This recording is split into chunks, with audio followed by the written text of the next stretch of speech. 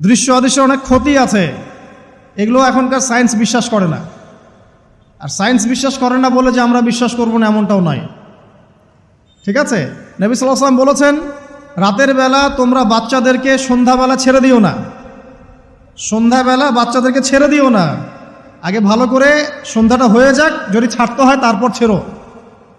তারপর রাতের রাত যখন গভীর হবে তখন তোমরা এলোপাথালি ঘোরাফেরা করো না, রাস্তাঘাটে বনে জঙ্গলে ঘোরাফেরা করো না, কারণ এই সময় এমন কিছু মাখলুককে আল্লাহ পাক ছেড়ে দেন যাদেরকে তোমরা দেখো না। এখন বিজ্ঞান যেটা প্রমাণ করতে পারে নাই, এটা কি বিজ্ঞানের ব্যর্থতা না ইসলামের ব্যর্থতা? যদি বৈজ্ঞানিকভাবে আপনি প্রমাণ করতে না পারেন তাহলে সেটার কোনো অস্তিত্ব নাই। এই কথাটাকে ডাহা মিথ্যা কথা। যদি মুমিন হতে চান তাহলে এই কথার উপরে এসে ইসলাম কবুল করতে হবে। যদি মুমিন মুসলিম হতে চান এই কনসেপ্টটার ঊর্ধ্বে এসে ইসলাম কবুল করতে হবে।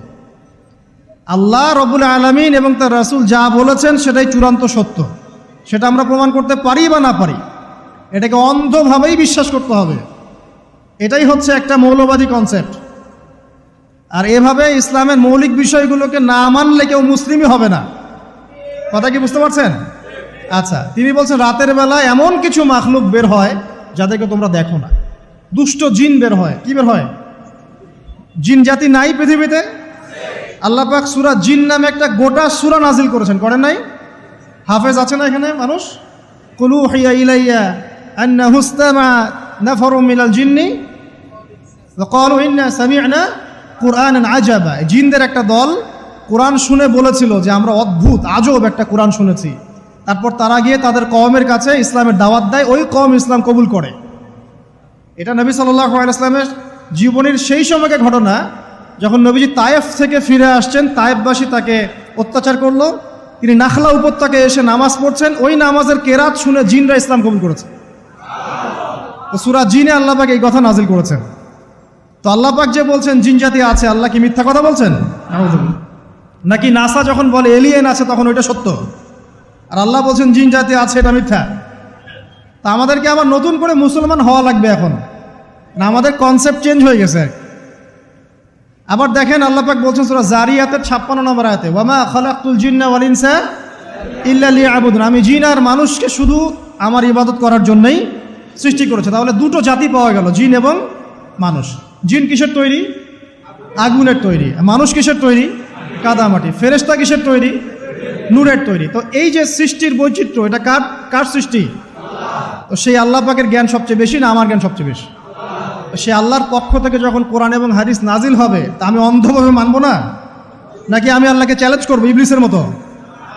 ইবলিস আল্লাহকে চ্যালেঞ্জ করছে না, খলাকতানি মিন নার ওয়া খলাকতাহু মিন তিন, আমি কেন আদমকে সেজদা করতে যাব? আমি কেন আদমকে সেজদা করতে যাব? আপনি আদমকে সৃষ্টি করেছেন মাটি দিয়ে, আমাকে সৃষ্টি করেছেন আগুন দিয়ে, তাহলে আমি আদমের চাইতে সুপিরিয়র, আমি আদমের চাইতে সেরা, তা আমি কেন ওকে সেজদা করতে যাব? তো ইবলিস আল্লাহকে চ্যালেঞ্জ করলো না? তো এখন আমরা যারা আল্লাহকে চ্যালেঞ্জ করছি, এখন এই বিশ্বে যারা আল্লাহকে চ্যালেঞ্জ করছে, কোরআনকে চ্যালেঞ্জ করছে, হাদিসকে চ্যালেঞ্জ করছে, এরা কি আল্লাহর অনুগত বান্দা না ইবলিসের এজেন্ট? এরা এই চ্যালেঞ্জিং ফিলোসফিটা পেল কোথা থেকে? ওই ইবলিস থেকে। ইবলিস থেকে এই ফিলোসফি এসেছে। আর ইবলিস তো এখনো মরে যায় নাই, মরে গেছে, বরং সে এখন প্রবীণ বয়স্ক হয়ে গেছে, তার অভিজ্ঞতা এখন অনেক বেশি। তার অভিজ্ঞতা কি বেশি? দেখবেন ইবলিস সবার আগে আদম সন্তানের গা থেকে কাপড় খুলে ফেলেছিল, জানেন? আপনাকে দেখাচ্ছি, সূরা আরাফ পড়েন। সূরা আরাফের মধ্যে আল্লাহ পাক বলছেন, ইয়া বানি আদম, হে আদম সন্তান, লা ইয়াফতিনান্নাকুমুশ শাইতান, হে আদমের সন্তানরা তোমরা শুনে রাখো, শয়তান ইবলিস যেন তোমাদেরকে ফিতনায় ফেলতে না পারে। কে বলছেন? আল্লাহ। কিরকম ফিতনা? ইয়ানজিউ আনহুমা লিবাসাহুমা, যে ইবলিস তোমাদের বাবা মায়ের গা থেকে কাপড় খুলে ফেলেছিল।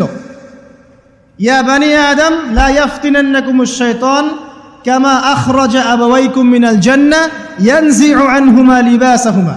আল্লাহ পাক বলছেন, হে আদমের সন্তানরা তোমরা সতর্ক থেকো, ইবলিস যেন তোমাদেরকে ফিতনায় ফেলতে না পারে, যেমন করে সে তোমাদের বাবা এবং মাকে জান্নাত থেকে বের করে দিয়েছিল এবং তাদের গায়ের কাপড় খুলে ফেলেছে। কখন কাপড় খুলে গেছে জানেন? যখন ওই যে গাছের কাছে তারা চলে গেলেন, ওই যে এই গাছের কাছে যেও না, ওয়ালা তাকরাবা হাদিহি শাজারা, তোমরা এই গাছের কাছে যেও না। যখনই তারা গাছের কাছে গেলেন, ফল খেলেন, সাথে সাথে গায়ের কাপড় খুলে পড়ে গেছে। এর আগ পর্যন্ত দুজন জানতেন না কার লজ্জাস্থান কেমন। এই ঘটনার পর একে অপরের লজ্জাস্থান উন্মুক্ত হয়ে যায়। তারপর তারা জান্নাতের পাতাগুলো ছিঁড়ে ছিঁড়ে লজ্জাস্থান ঢাকতে লাগলেন। তাহলে ইবলিস আমাদের পিতামাতাকে প্রতারিত করে ধোকায় ফেলে গা থেকে কাপড় খুলে ফেলেছে না? কথা কি বুঝতে পারছেন? এটাই আল্লাহ পাক বলছেন, তোমাদের কাপড় যেন তারা খুলতে না পারে, তোমাদেরকে যেন হে আদম সন্তান ইবলিস ফিতনায় ফেলতে না পারে। তাহলে এখন আপনি বলেন, এই বিংশ শতাব্দীতে এসে, একবিংশ শতাব্দীতে এসে যারা মুসলিমদের গা থেকে কাপড় খুলে ফেলতে চায়, এরা কার এজেন্ট? এরা কার এজেন্ডা বাস্তবায়ন করছে? প্রমাণ হিসেবে কি আমি নিজের মন করা কথা বললাম, না কোরআন থেকে দলিল দিলাম?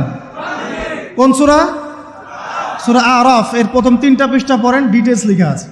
আর আল্লাহ পাক বলেছেন, ওয়ালাকাদ ইয়াসসারনাল কুরআনা লিযিকরি ফাহাল মিন মুদ্দাকির, কোরআনকে আমি বোঝার জন্য একদম সহজ করেছি, যে কেউ কোরআন বুঝতে পারবে ইনশাআল্লাহ। খালি পড়ে দেখো, ফাহাল মিন মুদ্দাকির, কেউ কি আছো কোরআন উপলব্ধি করবে? তো কোরআন বুঝতে হবে স্বচ্ছ মন নিয়ে। বিরোধিতা করার মন নিয়ে যদি কোরআন বুঝতে যান তাহলে আপনি বিভ্রান্ত হয়ে যাবেন। স্বচ্ছ মন নিয়ে, একটা কলবুন সালিম নিয়ে, আত্মসমর্পণের নিয়াতে আপনাকে কোরআন বুঝতে হবে। দেখবেন আল্লাহ আপনাকে হেদায়েত দিবে ইনশাআল্লাহ। আল্লাহ পাক আমরা সবাইকে কোরআন বোঝার তৌফিক দান করুন। তো যেটা বলছিলাম প্রিয় ভাইরা, রাতের বেলা এই সব প্রাণী বের হয়, নবী সাল্লাল্লাহু আলাইহি ওয়াসাল্লাম বলেছেন, অতএব আপনাদের বাচ্চা যারা আছে এদেরকে সন্ধ্যাবেলায় বাইরে ছেড়ে দিবেন না। এখন কিন্তু প্রচুর ঘটনা ঘটছে, প্রচুর জিনঘটিত ঘটনা ঘটছে, রুকিয়া করাতে হচ্ছে, জাদুটোনা করা হচ্ছে, বানটোনা করা হচ্ছে না? আর অনেক সময় আমরা মনে করি, এখন সায়েন্সের যুগ তো, মানুষ মনে করে এগুলোর কোনো ভিত্তি নাই মনে হয়। কোরআন বলছে জাদু সত্য। কে বলছে? কোরআন বলছে জাদু সত্য। কোন সূরা? সূরা বাকারা আয়াত নাম্বার 101। সূরা বাকারা আয়াত নাম্বার 101, 102 পড়ে দেখেন। ওয়াত্তাবাউ মা তাতলু শায়াতিন আলা মুলকি সুলাইমান, এই আয়াতটা পড়েন, বিশাল একটা আয়াত আছে। ওয়ামা কাফারা সুলাইমান ওয়ালাকিন্না শায়াতিন কাফারু ইউআল্লিমুনা আন-নাস আস-সিহর। এই সিহর দিয়ে কি হতো? মা ইউফাররিকুনা বিহি বাইনাল মারই ওয়া যাওজি। সুলাইমান আলাইহিস সালামের সময় এই জাদুবিদ্যার প্রচলন ছড়িয়ে পড়ে। এই জাদু মানুষ শিখে কি করছিল? নারী পুরুষের মাঝখানে, স্বামী স্ত্রীর মাঝখানে বিভেদ সৃষ্টি করছিল। এখন দেখেন না, পরিবারের স্বামী স্ত্রীর বন্ধন ভেঙে যায় না? খুব ভালো সম্পর্ক, হঠাৎ করে সম্পর্ক খারাপ, কেউ কাউকে দেখতে পারে না, এমন হচ্ছে না? এই জাদুবিদ্যা সত্য। এবং এখনকার অনেক ভণ্ড যে কবিরাজগুলো বের হয়েছে, এরা জিনকে তাবে করে নিয়ে এই জিনদের মধ্য দিয়ে মানুষের মধ্যে জাদু ছড়িয়ে দিয়েছে, এবং এর ফলশ্রুতিতে বহু পরিবার ধ্বংস হয়ে যাচ্ছে। এই জাদুবিদ্যা সত্য।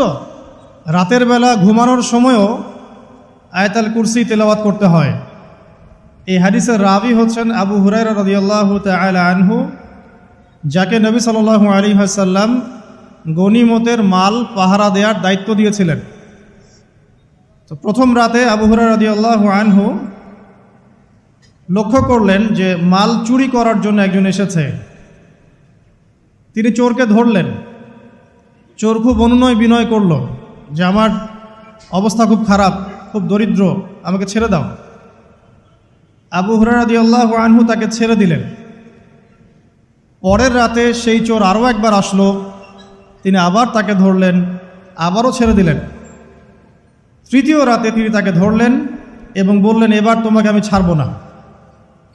তখন সেই ব্যক্তি, বিখ্যাত সাহাবী আবু হুরায়রা রাদিয়াল্লাহু আনহুকে বলছেন যে আমি তোমাকে বিশেষ একটা আমল শিখিয়ে দিব, যে আমলটা করলে পরে রাতের বেলা শয়তান তোমার নিকটবর্তী হবে না। তো আবু হুরায়রা রাদিয়াল্লাহু আনহু বলছেন, কি সেই আমল? শিখিয়ে দাও, যদি শিখিয়ে দাও তাহলে ছেড়ে দেব তোমাকে। তখন সেই ব্যক্তি বলছে যে রাতের বেলা কেউ যদি আয়াতুল কুরসি তেলাওয়াত করে ঘুমানোর সময়, সেই ব্যক্তির ধার কাছেও শয়তান আসবে না ইনশাআল্লাহ, এবং আল্লাহ পাকের পক্ষ থেকে একজন ফেরেশতা তাকে পাহারা দিবে ইনশাআল্লাহ। তো রাসূলুল্লাহ সাল্লাল্লাহু আলাইহি ওয়াসাল্লাম পরের দিন ফজরের নামাজে আবু হুরায়রা রাদিয়াল্লাহু আনহুকে দেখে মুচকি মুচকি হাসছেন যে তোমার রাতের সাথীর কি খবর? কারণ ওহীর মাধ্যমে নবী সাল্লাল্লাহু আলাইহি ওয়াসাল্লাম আগেই জেনেছেন কি হয়েছে গত রাতে। এটাই আল্লাহ পাকের ওয়াহী, যেটা কোনো বিজ্ঞান যুক্তি দর্শনের ব্যাখ্যায় আসবে না। আসবে না।